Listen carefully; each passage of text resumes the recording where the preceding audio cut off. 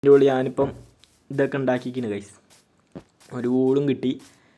അടുത്ത് തന്നെ ഈ സ്റ്റോണിൻ്റെ സ്ഥലമായതുകൊണ്ട് നമുക്ക് അയൺ കിട്ടാൻ സാധ്യത ഉണ്ട്. അങ്ങനെ അയൺ കിട്ടും. അപ്പോൾ ആദ്യം തന്നെ ഞാൻ കുറച്ച് സ്റ്റോൺ എടുത്തിട്ട് സ്റ്റോൺ പിക്കാക്സ് ഒക്കെ ഉണ്ടാക്കട്ടെ ഗൈസ്. ആദ്യം തന്നെ സ്റ്റോൺ പിക്കാക്സ് ഒക്കെ ഉണ്ടാക്കിയാലാണ് നമുക്ക് ഈ വുഡൻ പിക്കാക്സ് പറഞ്ഞാൽ ഓരോ പവറും ഇല്ല, വേഗം പൊട്ടൊക്കെ ചെയ്യും. അവിടെ തോന്നെ കോളും ഉണ്ട്. നമുക്ക് അയണൊക്കെ കിട്ടുകയാണെങ്കിൽ അത് ഇതാക്കാൻ വേണ്ടി കോളും ആവശ്യമുണ്ടാവും. ആദ്യം തന്നെ നമ്മൾ ഈ സ്റ്റോണിൻ്റെ പിക്കാക്സ് ഉണ്ടാക്കട്ടെ.